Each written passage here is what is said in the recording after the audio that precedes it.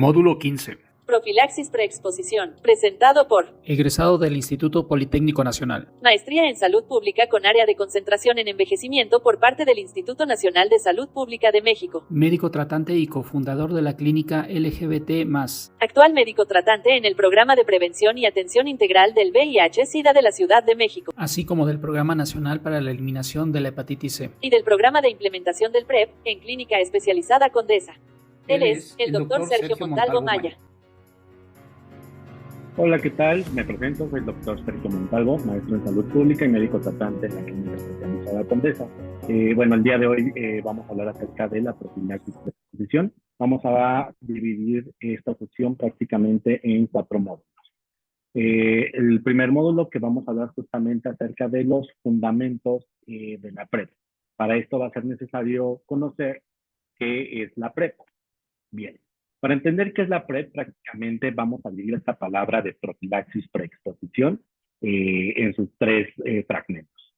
Profilaxis como el conjunto de medidas que se van a tomar para proteger o observar la salud. El pre, que es un prefijo utilizado en la formación de adjetivos o verbos con el significado antes de. Y exposición, que justamente nos va a estar hablando del riesgo que existe de hacer algo, o en este caso, el riesgo de adquirir o contraer el VIH. Es decir, la PrEP va a ser aquella estrategia de prevención que va a consistir en la toma de medicamentos antirretrovirales antes de estar en contacto con el VIH para reducir el riesgo de la transmisión. Bien. Si bien sabemos que la profilaxis preexposición es una estrategia biomédica altamente efectiva que va a reducir la susceptibilidad al VIH en las personas que lo vayan a tomar, es importante saber pues cuáles han sido sus avances acerca de este tema pues a lo largo del tiempo. Por ejemplo, en 2012 la Organización Mundial de la Salud inicia las recomendaciones de la PrEP, incluyendo justamente a parejas heterodiscordantes, a hombres que tienen sexo con otros hombres y personas trans. Para el 2014 la OMS va a lanzar sus guías de PrEP y van a agregar a estas justamente a personas que realizan el trabajo sexual y usuarios de drogas intravenosas. Para el año 2015 va a ser un cambio sustancial y entonces va a recomendar la profilaxis para preexposición para personas con un riesgo sustancial de adquirir la infección por VIH. Entonces vamos a definir a estas personas con riesgo sustancial como aquellas que tienen una incidencia de más de 3 personas por cada 100 por año de poder adquirir el VIH. ¿Okay? Y posteriormente, en 2016, pues se hacen algunas pautas, por ejemplo, en África, donde ya se incluyen a los adolescentes para ser beneficiarios o usuarios de PrEP. Y en 2018, estos mismos adolescentes también se modifican estas guías que se están utilizando en Estados Unidos para que también los adolescentes puedan ser candidatos y elegibles a la toma de PrEP. Pero ¿qué pasa justamente en Latinoamérica? Cuando hablamos de Latinoamérica, pues hablamos justamente tal vez de algunos avances. Es decir, por ejemplo, en México, desde el 2017, México se incorpora a un proyecto conocido como Proyecto INPREP. El proyecto INPREP es justamente un proyecto que se lleva a la mano junto con otros 2 países, que es Perú y Brasil, y en el cual se establece pues el formato de prevención por medio de la PrEP en temas de VIH, ¿vale? En 2019, pues la PrEP se empieza a ofrecer como una política de salud pública en algunos países, sobre todo en 2020, pues otros 12 países van planificando justamente a incorporar a PrEP como justamente estas políticas en cuestión de prevención en temas de la PrEP.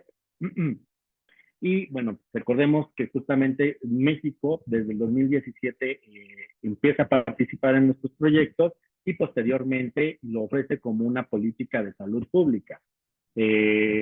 Su aportación justamente para este proyecto INPREP fue prácticamente participando en 3 ciudades, en 6 sitios distintos, en el cual en este protocolo de investigación se incluyeron alrededor de 10.410 personas, entre estos hombres que tienen sexo con otros hombres y mujeres trans. México participó con 3.360 participantes.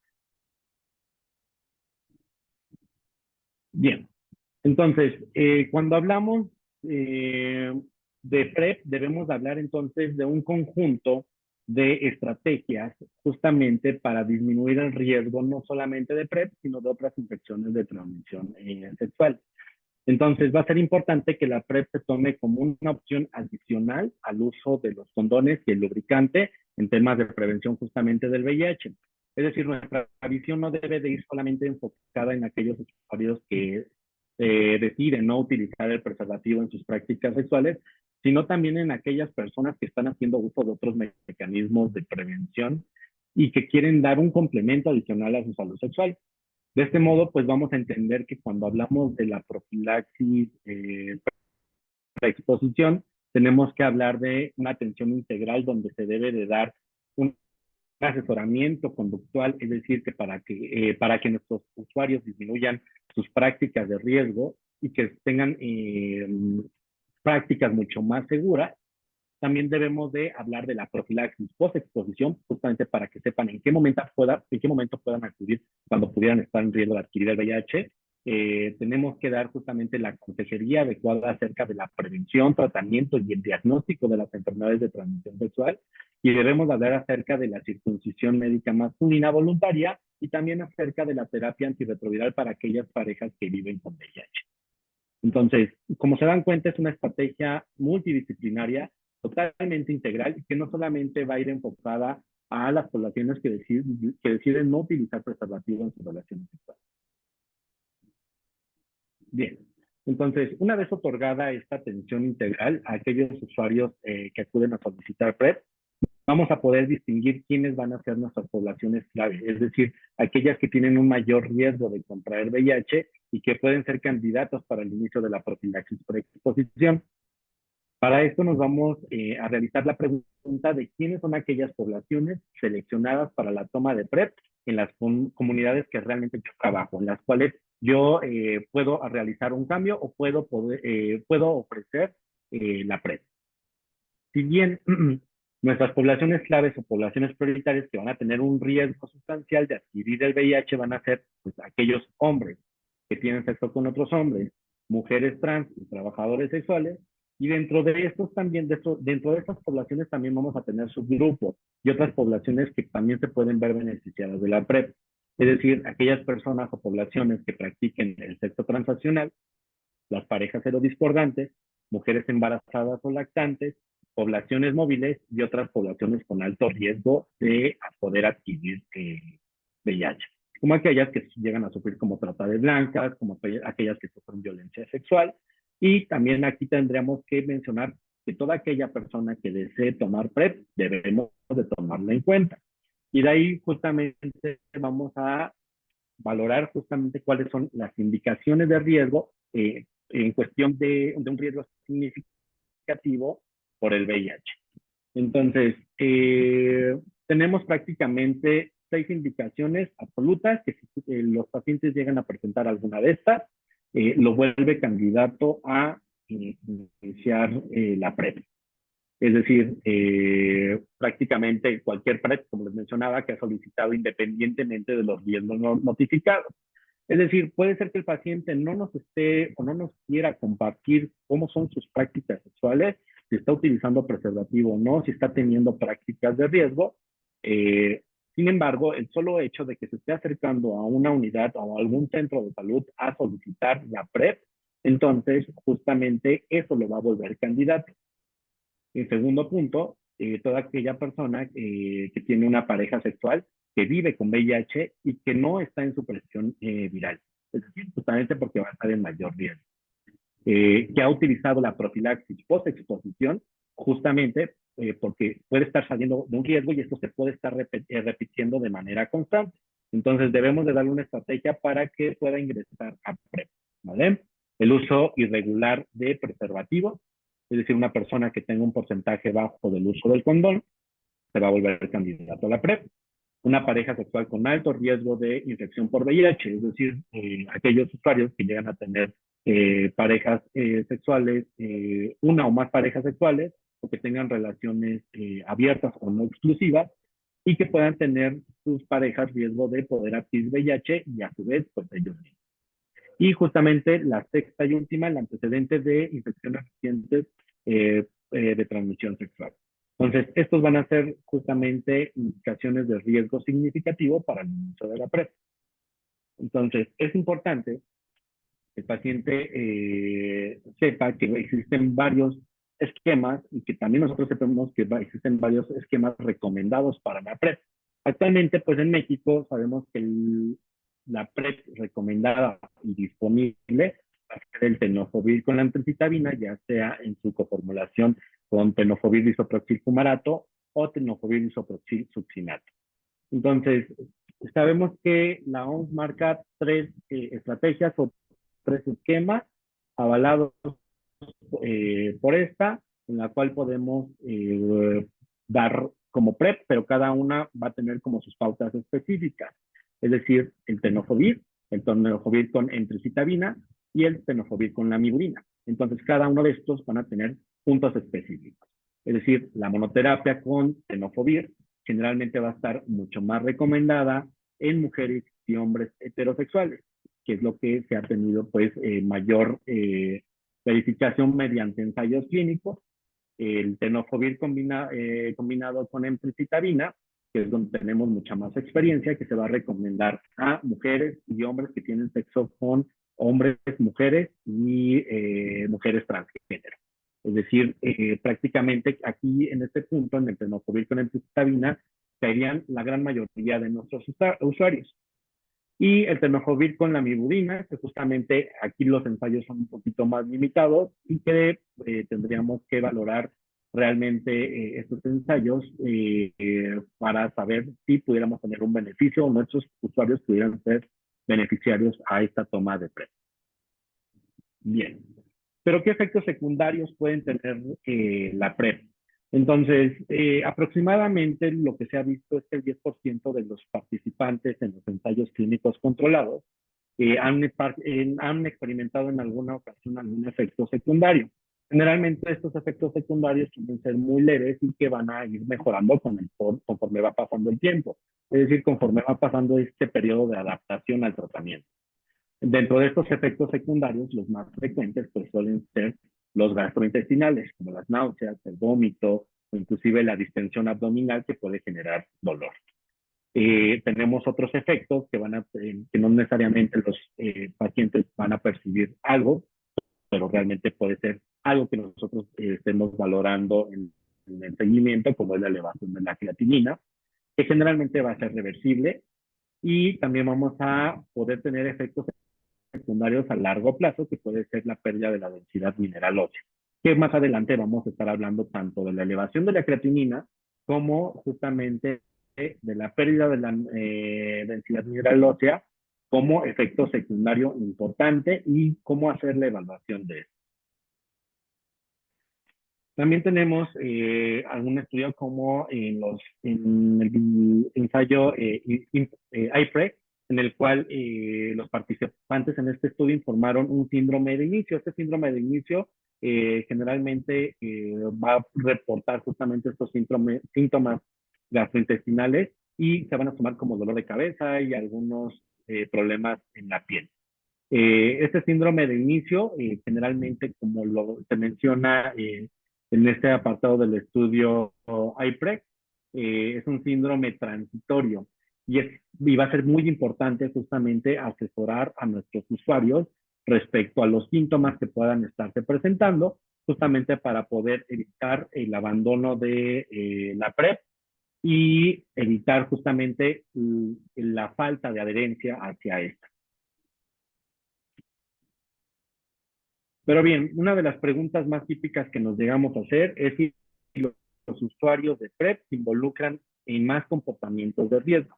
Es decir, las personas que toman PrEP tienen mayor práctica, una vez que inician la PrEP, tienen mayor práctica de riesgo, una vez que lo empiezan a tomar. Es decir, esto se le llama como compensación de riesgo. Realmente en los estudios realizados en el INPREP en México, en el cual México participó, se obtuvo la evidencia de que no hay realmente un cambio importante en la cuestión de las prácticas sexuales de riesgo en estos usuarios, al menos en el primer mes. Entonces, justamente la evidencia de la disminución del uso del condón, según van a reportar los usuarios, y el aumento de los diagnósticos de ITS entre estos usuarios, prácticamente no hay un cambio drástico. En cuanto a justamente los comportamientos de riesgo, se hace una evaluación, en el cual se evaluó el uso correcto del condón en los usuarios de PrEP, y justamente el 89% no tenía un uso correcto y consistente del condón. Y también mencionaban que justamente alrededor del 74% de estos usuarios de PrEP tenían prácticas sexuales sin condón, en las cuales desconocían su estatus serológico. Entonces, una vez que las personas que iniciaron PrEP, investigó si las personas que habían ingresado incurrían justamente a estas conductas compensatorias durante el primer mes de haber iniciado la profilaxis preexposición, y que se tradujera pues justamente en un incremento de las actividades sexuales. En ese sentido, pues lo que se observó fue que en un 13% se incrementó el número de parejas sexuales, pero en un 16% se reportó una disminución del número de estas.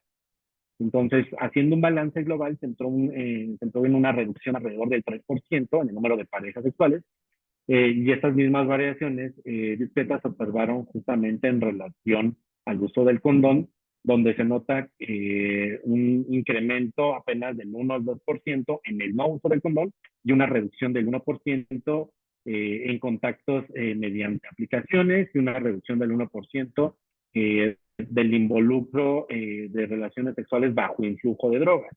Entonces, realmente los cambios que estuvieron teniendo los usuarios durante el primer mes, ya sea de estas conductas compensatorias, realmente no fueron significativas. Es decir, un usuario que no utiliza el condón, pues no lo va a utilizar ni usando PrEP o no usando PrEP. Entonces, por eso estos usuarios pues, generalmente son como los primeros que debemos de incluir a nuestros programas de PrEP. Bien. Entonces, también otra de las preguntas más típicas pues, suele ser si la PrEP nos va a conducir a una mayor resistencia hacia los medicamentos contra el VIH. Es decir, la resistencia a los medicamentos contra el VIH en los usuarios PrEP, pues, prácticamente en los ensayos clínicos no se ha visto algo importante, y principalmente los casos que llegaron a surgir ocurrieron en personas que llegaron a no tomar de forma adecuada o no tomarlo de manera constante, es decir, tener una adherencia subóptima, y prácticamente no lo vamos a estar presentando en aquellos pacientes en el cual su adherencia sea alta. Por lo tanto, justamente, pues la adherencia para nuestros pacientes y hacer hincapié en que se lo deben de tomar de manera recurrente y estar supervisando el cómo lo están tomando, se vuelve un punto crucial para la efectividad de la PrEP. Entonces, hablando justamente de la resistencia acerca de los medicamentos antirretrovirales utilizados para la PrEP, pues podemos ver que en una serie de estudios que han demostrado que la generación de resistencias en las personas que usan PrEP es muy, muy rara. Justamente en este metaanálisis de 46 proyectos se incluyeron alrededor de 10.609 participantes en un grupo de seguimiento que acumularon alrededor de 9.936 personas por año. Se encontró solamente una incidencia del 0.92 por cada 100 pacientes año. Es decir, los datos disponibles entre los 49 entre los 49 usuarios que estaban en PrEP, se observó que las personas que tenían los niveles indetectables del fármaco, pues eran los que más presentaban esta seroconversión o esta resistencia. Entonces, es decir, de estos 49 pacientes, el 42% que se seroconvirtió tenía niveles indetectables de PDF en sangre, el 53% tenía niveles asociados a la toma de 2 tabletas por semana, y el 5% tenía niveles en sangre de tenofovir asociado a de 2 a 3 tomas por semana. Es decir, entre menos se tomara el medicamento, los pacientes tenían más riesgo, en primero, de seroconvertir y en segundo, de generar cierta resistencia. Entonces, la resistencia, pues, ocasionada por esta mala adherencia o esta seroconversión y toma de la PrEP, lo que se observó fue solamente de un 17% de las personas que tomaban entrocitabina y un 2% atenofovir. Es decir, se estima que por cada caso de resistencia generada a un medicamento en este caso, por ejemplo, de la entrocitabina, pudieron prevenirse alrededor de 8 a 59 infecciones por VIH en este programa de PrEP. Entonces, para esto es importante conocer cuáles son las modalidades de PrEP. Es decir, si mi paciente está tomando PrEP, lo toma de manera constante, de lunes a viernes, de lunes a domingo, perdón, es decir, los 7 días de la semana, pues la protección va a ser muy alta, por lo tanto el riesgo para generar una resistencia o generar una seroconversión es prácticamente nula.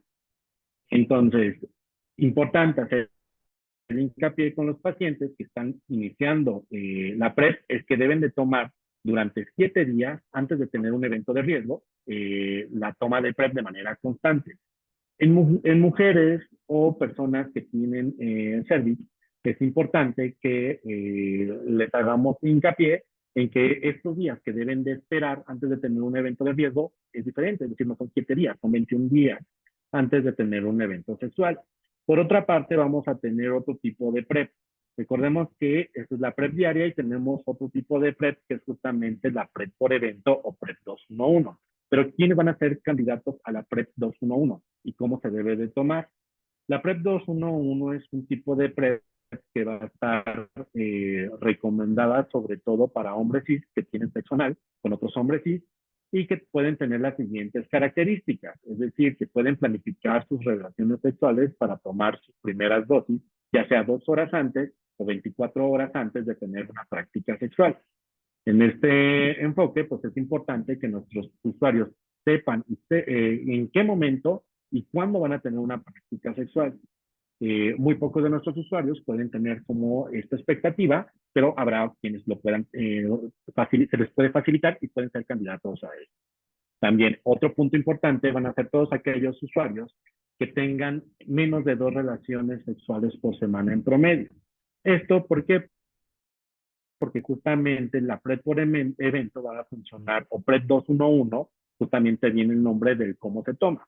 2 tabletas el primer día, ya sea 2 horas o 24 horas antes de tener una práctica sexual. Posteriormente, una tableta a las 24 horas de la primera toma.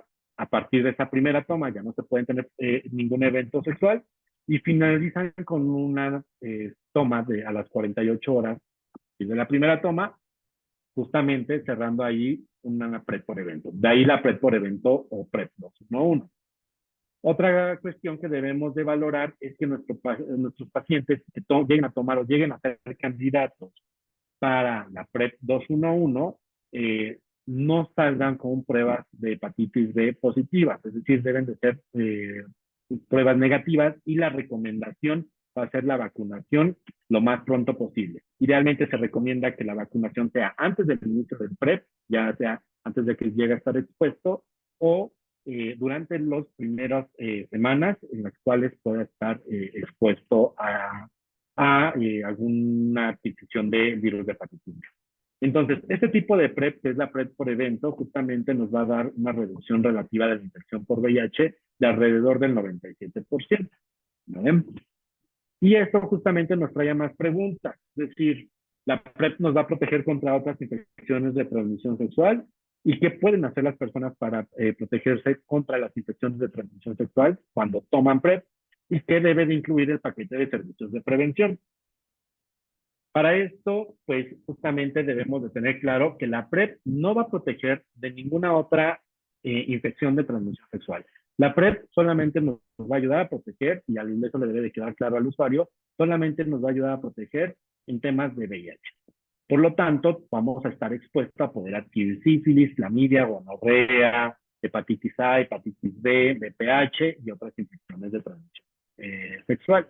Para eso va a ser importante que tomemos otras estrategias, como se mencionaban en un principio, ya sea como la profilaxis post-exposición, ya sea como el diagnóstico, tratamiento y la prevención de infecciones de transmisión sexual, la vacunación para algunas infecciones de transmisión sexual, como puede ser VPH, como puede ser hepatitis B, como puede ser hepatitis A, el uso de condones justamente nos va a estar ayudando. Recordemos que la PrEP no nos va a descartar el uso del condón, y justamente lo que se debe de proporcionar dentro de un paquete de servicios de prevención, pues va a incluir la evaluación y el manejo de las infecciones de transmisión sexual, el asesoramiento justamente en la reducción de riesgos, ya sea por medio de vacunación, por medio de estrategias del uso del condón, estrategias de disminuir su riesgo en sus prácticas sexuales, mediante condones y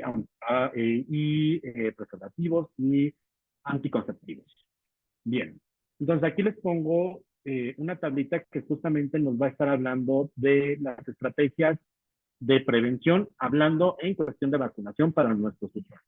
O sea, todo usuario que ingresa a PrEP debe de completar su cuadro de vacunación, ya que algunas de estas pueden estar expuestos por medio de la práctica sexual. Entonces, aquí generalmente voy a hacer un poquito más énfasis en 4 principales vacunas, que es la de hepatitis A, que si bien recordemos la hepatitis A es una infección viral autolimitada, es decir, nuestro sistema inmune puede eliminarlo, pero también puede ser prevenible. Generalmente, el mayor número de casos los llegamos a ver por el consumo de alimentos o agua contaminada con heces, pero pues también tenemos que hacer hincapié con nuestros pacientes que hay prácticas sexuales como el sexo oral o el beso negro que pueden llegar a generar un contacto directo con las heces y por lo tanto aumentar el riesgo de poder adquirir la hepatitis A. Por lo tanto, la hepatitis A también se vuelve una infección de transmisión sexual. Entonces, la vacunación contra la hepatitis A va a ser recomendada para nuestros pacientes que estén en PrEP. La vacunación contra la hepatitis B, si bien sabemos la hepatitis B, es una infección que se transmite por medio de fluidos y que va a tener prácticamente mecanismos similares a los del VIH para poderse adquirir. Entonces, muchos de nuestros usuarios desconocen si han sido vacunados o han tenido los refuerzos de esta vacuna, por lo tanto tendríamos que hacer hincapié. En tercer punto sería la vacunación contra el virus del papiloma humano, lo cual va a ser importante, en lo cual nos va a estar disminuyendo el riesgo de desarrollar lesiones causadas como condilomas o disminuir lesiones premalignas que nos puedan aumentar el riesgo en el desarrollo de cáncer de pene, garganta, cervicouterino y recto. Entonces, principalmente estas 3 vacunas va a ser importante y pues habrá que hablar también de algunas otras vacunas como pueden ser la del meningococo, del grupo 6, que justamente nos va a dar cierta protección para gonorrea, y la vacuna contra mpox, que lamentablemente en nuestro país sigue sin estar disponible. Bien, en resumen, lo que sabemos de PrEP es que las personas justamente que salen VIH negativo van a poder utilizar la PrEP para reducir su riesgo de contraer VIH. Entonces, que actualmente se van a recomendar la PrEP oral diaria con tratamientos que van a contener TDF, que la PrEP se debe tomar como una intervención de prevención adicional, es decir, puede ser ya sea utilizada con uso del preservativo o sin uso de este, que la PrEP es efectiva si se toma de manera correcta y continua, y que las poblaciones en riesgo, como los hombres y mujeres heterosexuales, los hombres que tienen sexo con otros hombres, los y las trabajadoras sexuales, los usuarios de drogas intravenosas y las mujeres transgénero, entre otros, pueden utilizar la PrEP y se pueden ver beneficiados de eso. ¿Vale? Importante, pues la PrEP es segura y tiene efectos secundarios mínimos. Entonces, hablando del segundo apartado, ¿quién va a ser el candidato ideal para la toma de PrEP? Como ya lo mencionamos, nuestros objetivos principales va a ser que sepamos conocer la elegibilidad de nuestros usuarios de PrEP, saber cuáles van a ser las contraindicaciones para que un usuario empiece a tomar PrEP y explicar cómo excluir una infección aguda antes del inicio de la PrEP. Bien, entonces las recomendaciones que hace la OMS para la PrEP es que se debe de ofrecer la PrEP que que contenga el tenofovir como una opción de prevención adicional para las personas que tienen un riesgo considerable para adquirir VIH como parte justamente de los enfoques combinados en la prevención de esto. Ahora bien, para que una persona sea considerada con un riesgo significativo de infección por VIH, debe de cumplir al menos una de las siguientes características. Es decir, un paciente que solicita PrEP, ya lo habíamos mencionado, que tenga una pareja sexual sin supresión viral, haber usado profilaxis posexposición, que tengan un uso irregular de preservativo, que tengan una pareja sexual con alto riesgo de infección por VIH, que tengan antecedentes de ITS y que también cumplan con con todos estos siguientes 7 criterios. Es decir, que su prueba para VIH de negativa, no haber tenido alguna exposición de riesgo hacia el VIH en las últimas 72 horas, justamente porque está dentro de las primeras 72 horas, tendríamos que valorar si es candidato a la profilaxis post-exposición o si no se encuentra dentro de un periodo de ventana para VIH.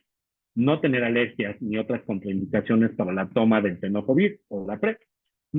Y estar dispuesto a usar PrEP según lo prescrito. Eso va a ser importante porque habrá algún paciente que te diga, ¿sabes qué? La verdad es que lo quiero tomar 2-1-1, pero no programamos mis prácticas. Entonces, va a ser importante que le hagamos mayor hincapié a estos usuarios en los cuales puedan tomar tal vez no las decisiones más acertadas para la prevención del VIH. Entonces, ahí tendríamos que darle todas las pautas y la información necesaria de que pues no puede ser un candidato tal vez para la PrEP 2-1-1, pero sí puede ser un candidato para la PrEP diaria. Conocer el aclaramiento de creatinina de nuestros usuarios. Aquí va a depender mucho del sitio donde se vaya a establecer la PrEP. Generalmente habrá sitios que puedan tener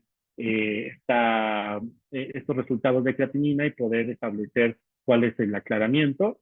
Y habrá algunos otros sitios que solamente hagan un diagnóstico rápido por medio de pruebas rápidas y que el seguimiento de la creatinina lo tengan que hacer un mes después, iniciado la toma de la PrEP, que ya lo hablaremos un poquito más adelante.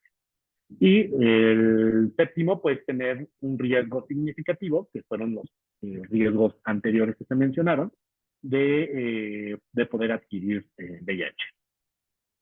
Entonces, volvemos lo mismo, ¿quién debe de recibir PrEP y cuáles son los criterios de elegibilidad? Pues prácticamente, ¿quiénes sí? Pues hombres que tienen sexo con otros hombres, hombres que tienen sexo con hombres y mujeres, y personas que usan usuarios de drogas inyectables, personas trans, personas que ejercen el trabajo sexual, personas que tienen parejas serodiscordantes y personas que viven en zonas con alta incidencia de infección por VIH. Quienes no, pues aquellos pacientes o usuarios que nos lleguen a salir reactivos en las pruebas de VIH, aquellas personas que tengan alguna comorbilidad y que esa comorbilidad esté causando algún efecto importante en la cual tenga un impacto negativo a nivel renal y que por lo tanto su depuración sea menor a 60, y aquellas personas que vivan con hepatitis B. Ahorita igual lo mencionaremos un poco más adelante. Entonces, ya establecemos un poquito más en conclusión nuestros criterios. Entonces, pacientes que no viven con VIH, que no hayan tenido algún evento de riesgo dentro de las últimas 72 horas. Y habría que descartar justamente que no tengan algún signo o síntoma asociado a una infección aguda por VIH. ¿Vale? Entonces, aquí les pongo justamente las indicaciones significativas y quienes no son candidatos para la toma de PrEP. Entonces, si se dan cuenta, es algo realmente que se vuelve tal vez un poco repetitivo, pero que son puntos totalmente específicos y estratégicos para tener la elegibilidad de nuestros pacientes de PrEP. Entonces, una vez teniendo en cuenta cada uno de estos puntos y aprendiéndonoslo, prácticamente la elegibilidad para nuestros usuarios de PrEP es algo bastante sencillo y que justamente nos va a ayudar para saber en qué momento va a ser candidato nuestro usuario para tomar PrEP. Bien, entonces, ¿qué es lo que tenemos que hacer en nuestras visitas de PrEP, ya sea en la inicial o las visitas de seguimiento? Bien, entonces vamos a tener como ciertas características en cada uno de los programas, ya sea un programa en el cual se busque la inclusión de usuarios en los cuales se oferte la PrEP por medio de proveedores de salud y una cuestión de una solicitud espontánea por parte de los usuarios para la toma de PrEP. Es decir, tienen que llegar por ambas partes, por ambas vertientes, para realizarse una prueba voluntaria para VIH y recibir justamente una consejería y una evaluación de riesgo para saber si es candidato para la toma de PrEP. Es decir, dentro de esta evaluación primaria tenemos que saber si los puntos importantes que tenemos que saber es si este paciente tuvo alguna exposición de alto riesgo en las últimas 72 horas, si tuvo un riesgo sustancial para poder adquirir VIH, si tuvo alguna exposición de riesgo en las últimas 6 semanas y si tiene síntomas agudos de la infección por VIH. Es decir, que llega a presentar alguno de los síntomas que más adelante hablaremos un poquito de la infección aguda y que pudiese estarse presentando. Entonces, si nuestros pacientes justamente no tienen ninguno de estos puntos negativos y cumple con los puntos de incorporación para la PrEP, pues entonces tuviera que tener una visita inicial. De mismo modo, si nuestro paciente tuviera alguno de estos puntos, tendríamos que estar valorando si es necesario ya sea la profilaxis post-exposición, si es necesario realizar una nueva prueba en determinado tiempo, ya sea 4 semanas después de haber tenido su último evento sexual, si es que ya no se encuentra dentro de la periodo en el cual pueda utilizar la profilaxis post-exposición, y bien, en dado caso de que llegue a salir reactivo, poderlo incluir a un programa en el cual pueda recibir tratamiento y alcanzar la supresión viral y poderlo retener dentro de este servicio. Entonces, en la consulta inicial para la evaluación va a ser importante evaluar 5 criterios importantes. Lo que les mencionaba, en la evaluación que no estén dentro de una práctica de riesgo o en un periodo de ventana, descartar la sospecha clínica de la infección aguda por VIH, confirmar si hay una presencia de un riesgo significativo de infección por VIH, que recordemos que se debe de cumplir alguno de estos, y evaluar aspectos de salud como hipertensión arterial, diabetes, funcionamiento renal y otras comorbilidades, y realizar la consejería de acuerdo a la adherencia del tratamiento antirretroviral e indicar justamente el perfil del laboratorio clínico basal en la implementación de la PrEP, que básicamente sería una prueba de VIH, una prueba para detección de hepatitis B, una prueba de detección de hepatitis C y tal vez sífilis y otras infecciones de transmisión sexual que las llegamos a tener disponibles en nuestra unidad. Y bueno, también la cuestión de la creatinina sérica, ya sea la creatinina sérica inicial, pero si no se tiene disponible en el momento, se puede solicitar al mes cuando venga a su siguiente visita. Posterior a esto, justamente, como les decía, hay que establecer un estatus de vacunación contra infecciones, sobre todo la cuestión de la hepatitis B. Debemos de proporcionar una receta médica en la cual sea clara, sea precisa y que explique importante de manera resumida y que sea de manera clara del cómo debe de tomar el tratamiento, ya sea si lo va a tomar de forma diaria o si lo va a tomar de forma por evento, y programar justamente la consulta 30 días posteriores a su cita de inicio. En esta cita de inicio se van a realizar justamente pruebas de VIH y otras infecciones de transmisión sexual y se va a evaluar justamente la adherencia a la toma de la PrEP. ¿Por qué es importante esta visita del primer mes? Justamente porque en este primer mes podemos ver si el usuario tuvo algún impacto negativo para la PrEP, si tuvo algún efecto secundario, el cual no fue tolerado y por el cual no haya tomado de manera constante la PrEP, que haya tenido tal vez omisiones en la toma del medicamento, que haya cambiado de horario, que haya agregado algunos medicamentos, inclusive que tal vez durante el interrogatorio de inicio, pues tal vez no nos haya dicho o hablado con la verdad y haya estado viniendo en un periodo tal vez de ventana o con una infección aguda. Por eso es importante las pruebas realizadas durante este primer mes, ya que justamente los pacientes o usuarios que tal vez omitieron información acerca de sus prácticas sexuales antes del inicio de la PrEP, que pudieran estar en riesgo de una seroconversión, En esta prueba, pues vamos a descartar si realmente es una seroconversión o no. Entonces, hay mensajes claves que debemos de dar a nuestros usuarios. Es decir, la PrEP funciona cuando se toma de manera regular. Es decir, cuando se toma todos los días, pues va a ser bastante exitosa. La PrEP alcanza su máxima eficacia después de 7 dosis diarias. Eso va a ser importante en el caso de hombres que tienen sexo con hombres o personas que tienen sexo anal. Y en personas con cervix y vagina, pues hay que hacerle hincapié de que la eficacia es después de los 21 días. La PrEP no previene de otras infecciones, además del VIH. La PrEP no previene el embarazo y la PrEP es un medicamento seguro. También vamos a tener, nos vamos a enfrentar a ciertas estrategias o ciertos puntos en los cuales los usuarios van a estar suspendiendo la PrEP. Es importante tener claro que la actividad sexual de una persona suele ser variable conforme al tiempo.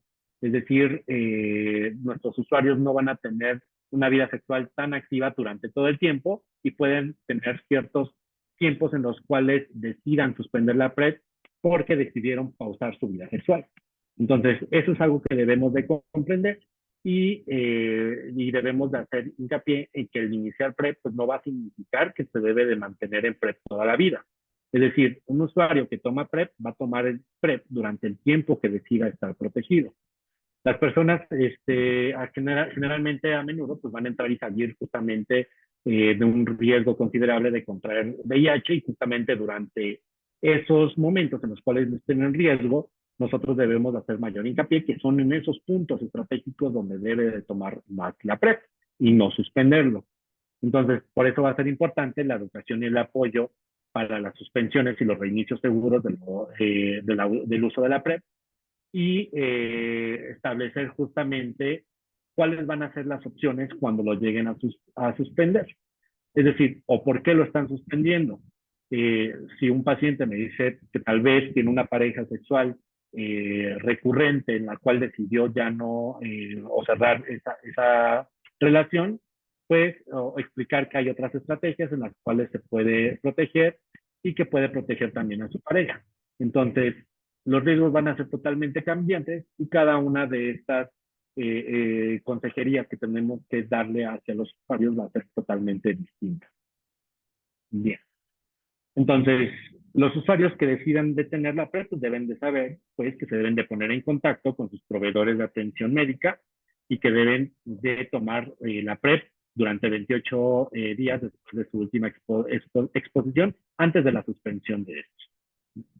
Y sobre todo tener ciertas consideraciones para los hombres que tienen sexo con otros hombres.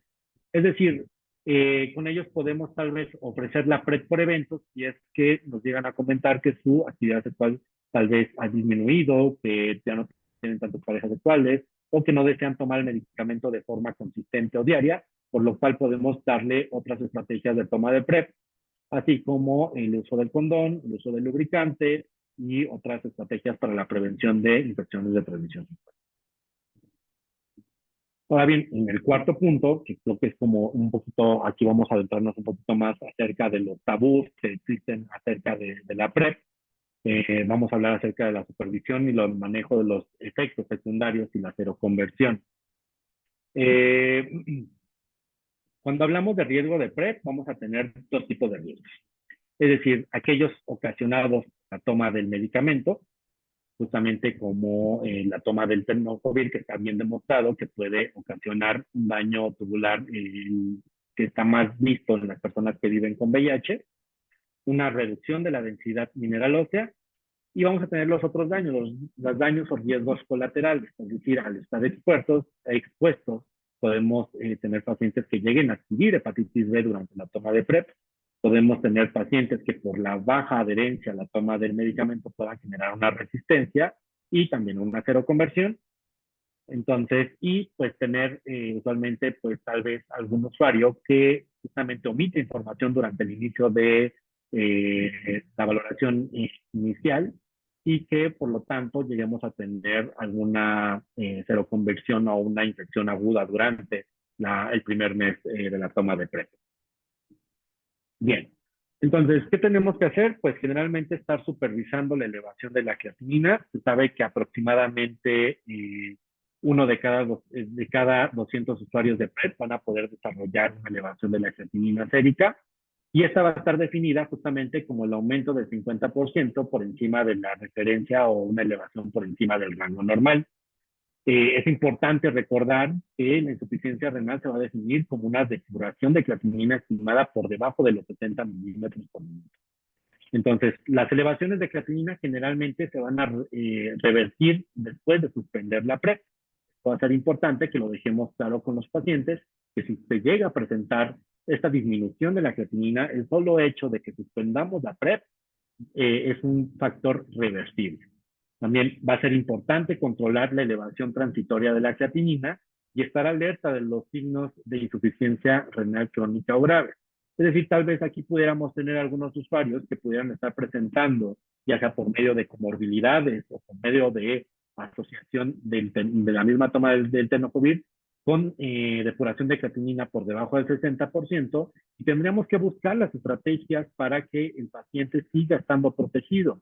Lo que pudiéramos tal vez establecer es que si un paciente lo está tomando de forma diaria y se encuentra en un riesgo sustancial de poder adquirir VIH y está presentando estas alteraciones a nivel renal, pues tal vez pudiéramos ofrecerle poderlo cambiar a la PrEP por evento. Y esto con la finalidad de no exponerlo de manera constante al medicamento. Ahora bien, hay varios estudios y les voy a presentar pues algunas tablas para resumir algunos de estos, como el estudio IPREP, que justo fue el primer estudio controlado con placebo publicado sobre la eficacia de la PrEP, ya sea para justamente reducir la incidencia de la infección por el VIH, y este estudio se lanzó hace un poquito más de 10 años.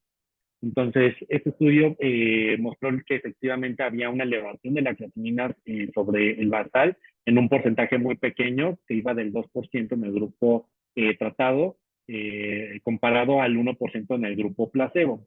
Entonces, este número realmente es un número muy pequeño, no suficiente como para considerar que hay una diferencia estadísticamente significativa, y que en cuanto a la frecuencia de fracturas, pues justamente es muy similar a las fracturas del grupo placebo. Entonces, no se va a encontrar realmente que ningún participante, bueno, en esto justo no se encontró que ningún participante tuviera osteoporosis, y entonces nos va a estar hablando de que realmente no hay un cambio significativo en cuanto a la toma de PrEP para la presentación de una elevación de creatinina o la presentación de osteopenia, osteoporosis o alguna alteración en la densidad mineral ósea.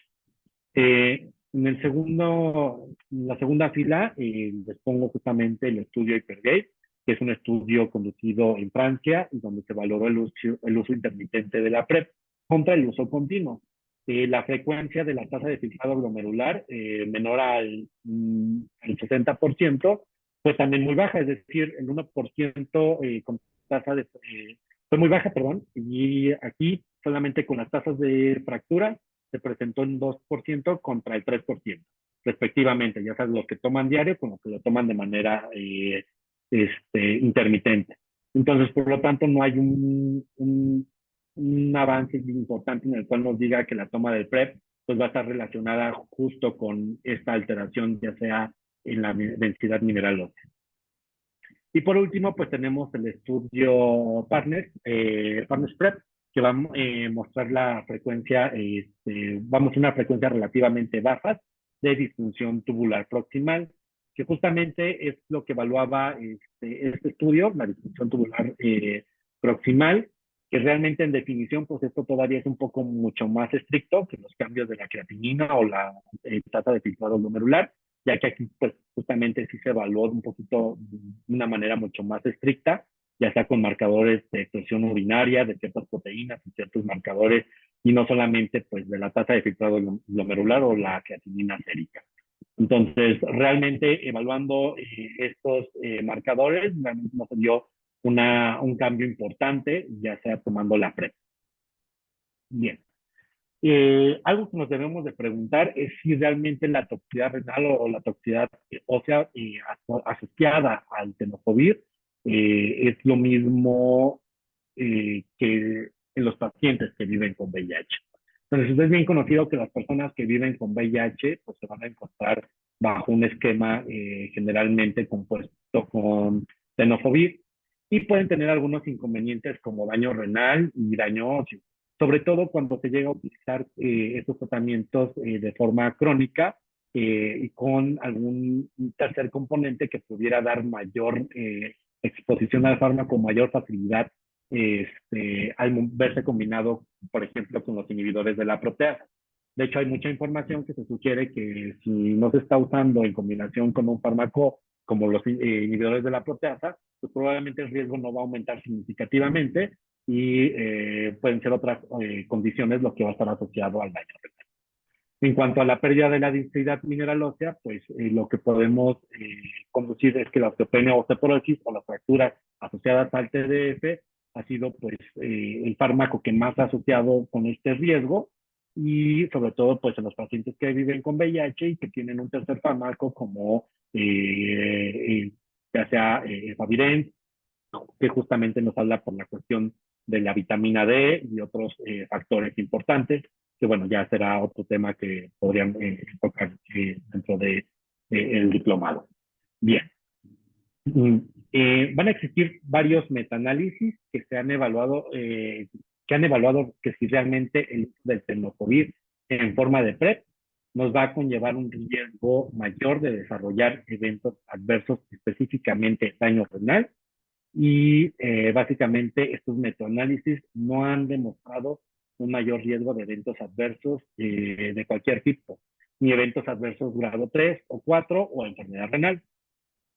Y como ya les había mencionado anteriormente, pues en el estudio IPREX, donde se evaluó la densidad mineral ósea, se ve que las personas que fueron evaluadas con DEXA durante el estudio tienen una reducción neta mayor comparada con el placebo. Esta diferencia, aunque es significativa estadísticamente, cualitativamente esto pues realmente es poco probable que tenga significancia en el ámbito clínico.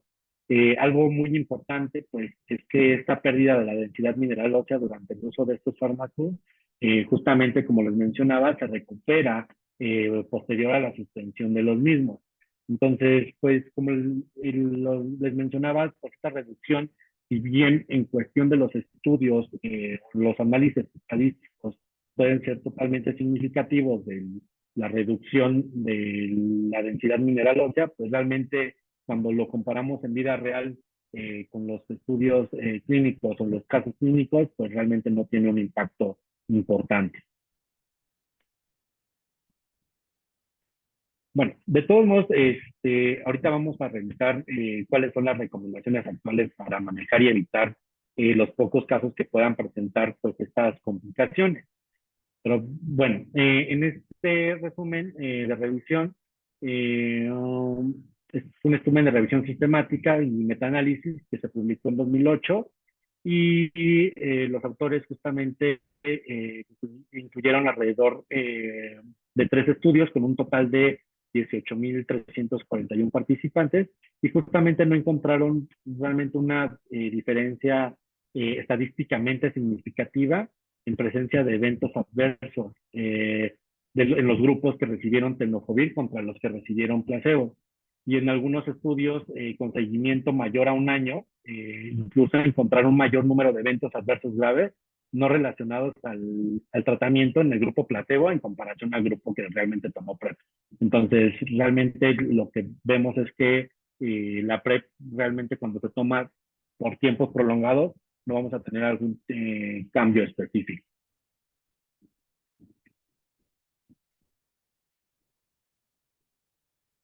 Y bueno, también en estos estudios se encontró un aumento en los niveles de creatinina en el grupo con PrEP con una significancia estadística realmente limítrofe y la mayor parte de los eventos fueron grado 1, con un aumento de la creatinina mínimo de 1.1 a 1.3. De acuerdo al límite superior normal o un grado 2 con una elevación de 1.1 a 1.8 veces de la creatinina sobre el límite superior normal. Y estos eventos, pues nuevamente, como los estudios anteriores, pues mejora justamente con la suspensión del tratamiento o es algo realmente llega a mejorar en el momento que nuestros pacientes lleguen a estar con una alteración en la creatinina o baja de la función renal, estar tranquilos de que el hacer esta revisión sistemática cada 6 meses de la creatinina y valorar si han tenido alguna alteración dentro de estas, pues es la manera más segura de poderles dar un seguimiento. Y en dado caso de que llegue a haber alguna alteración, pues poderles ofrecer otras alternativas y darles la tranquilidad de que al suspender el medicamento su función renal va a recuperarse. Bueno, dentro de las recomendaciones del monitoreo renal y óseo para los usuarios de PrEP, vamos a tener justamente la determinación de la creatinina basal, como les mencionaba. Sin embargo, pues como decía, algunas unidades pueden ser que no tengan disponible estos y la creatinina se va a tener que tomar al mes y es totalmente válido, sobre todo para aquellos unidades que lleguen a estar otorgando PrEP por medio de pruebas rápidas. La determinación de creatinina ya sea cada 3 meses o inclusive cada 6 meses, como las guías que llevamos aquí en la Ciudad de México, donde se establece que lo ideal sería la creatinina cada 6 meses y en dado caso de que el médico pues decida tomarla antes, se puede realizar de acuerdo justamente a las comorbilidades que pueda estar presentando. Y va a ser importante saber que pues no se recomienda realizar densitometrías óseas o radiografías en nuestros pacientes, ya sea al ingreso o de manera subsecuente, al menos de que llegasen a tener algunos otros factores de riesgo que pudieran conllevarlos a una descalcificación ósea, que ahí sí pudiera estar o tener un sustento. De ahí en fuera, pues realmente no está recomendado. Bien, entonces, para aquí mencionar un poquito acerca de del TAF, que es el tenofovir alafenamida, que pudiera ser una alternativa. Entonces, pues ha incluido justamente el TAF en ensayos clínicos controlados, donde se ha visto que llega a tener menor reducción de la tasa de filtrado glomerular y por lo tanto, pues menor impacto en los marcadores de enfermedad ósea. Entonces, bien sabemos que pues, el TAF es un medicamento que tiene una farmacocinética totalmente diferente y por lo tanto, por esta farmacocinética diferente, pues hay una acumulación mucho menor en las células renales y por tanto se asocia con menor riesgo de toxicidad renal. Sin embargo, mayormente lo vamos a utilizar en personas que viven con VIH, ya que han sido los grupos que se han demostrado realmente un beneficio en cambios de la función renal y cambios de los marcadores óseos en comparación a los pacientes con PrEP. Y eso justamente lo vemos en este estudio que se llama Discover, en el cual es un estudio bastante grande, en el cual se incluyó alrededor de más de 5,000 personas. Y pues este estudio nos demuestra que no hay una inferioridad del uso del tenofovir disoproxil fumarato contra el tenofovir alafenamida. Entonces se puede utilizar alternamente. Sin embargo, pues sabemos que en cuestiones, cuando hablamos de costos, pues el TDF ya perdió la patente y tenemos medicamentos genéricos.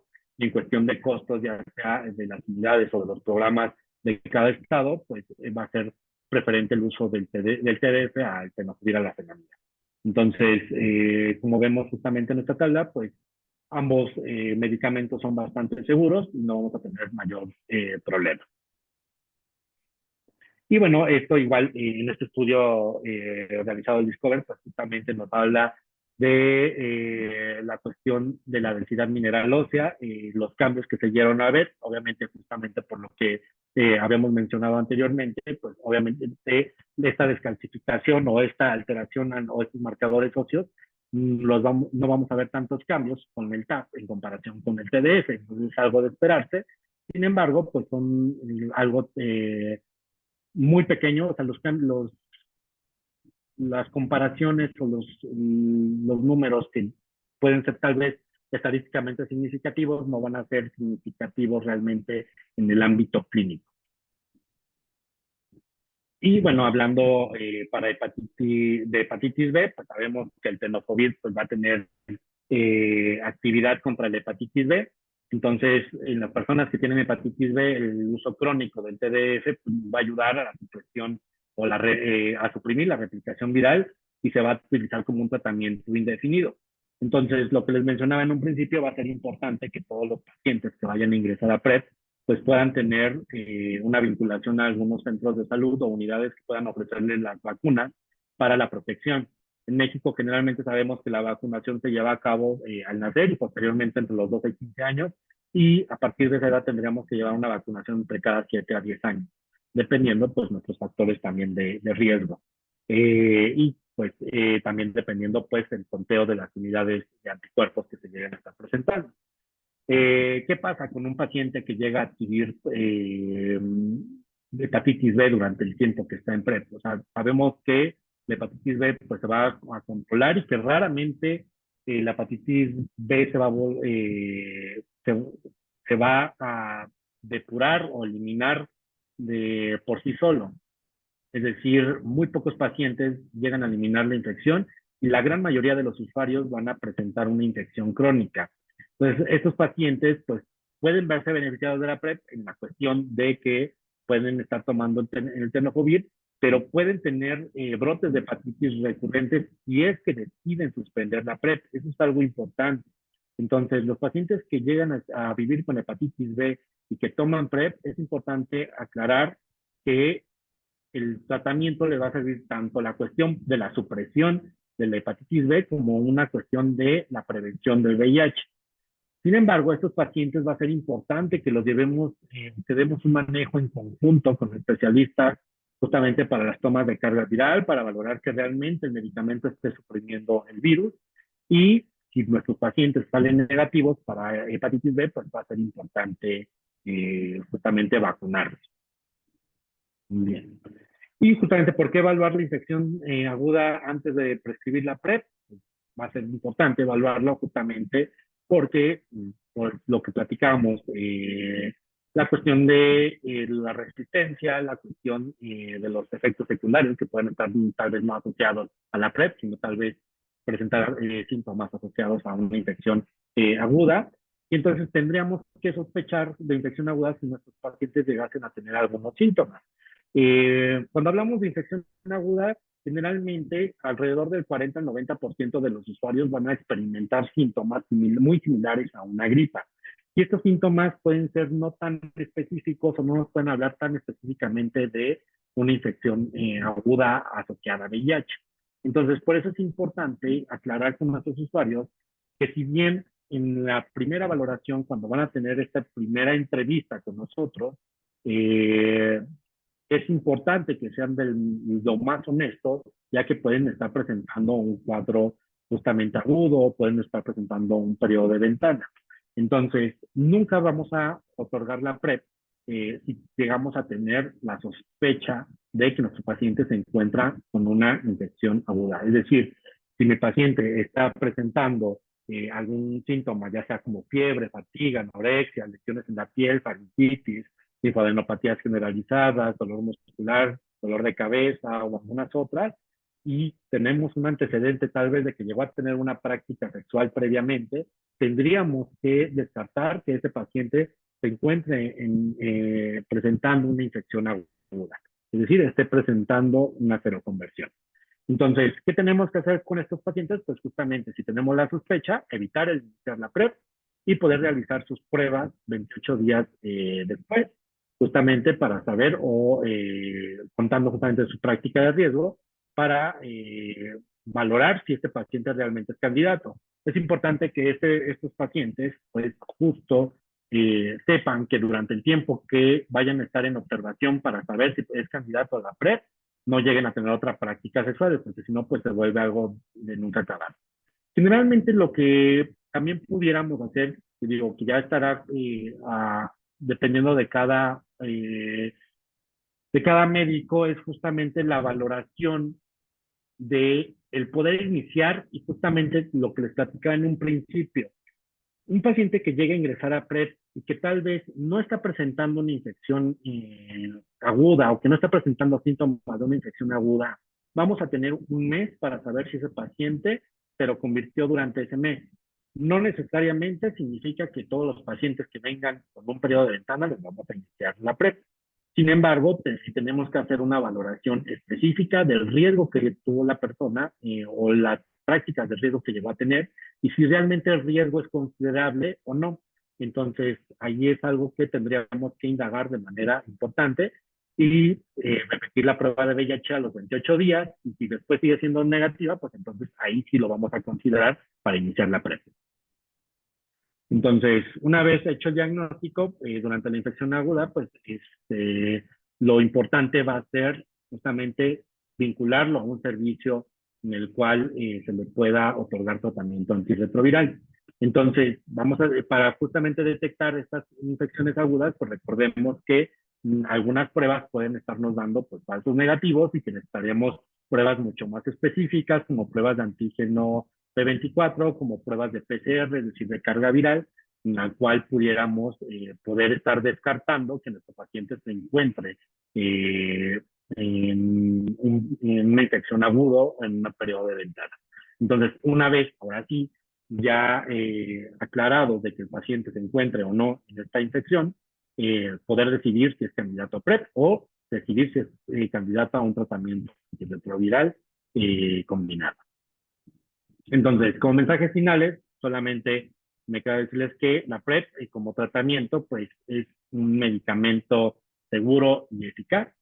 Los efectos adversos y renales son inusuales, muy pocas personas lo van a presentar, y generalmente con quien tendríamos que llevar un poquito más de seguimiento serían con aquellas personas que llegan a tener alguna comorbilidad, y no tanto porque la PrEP pueda causar estas alteraciones, sino más por las comorbilidades.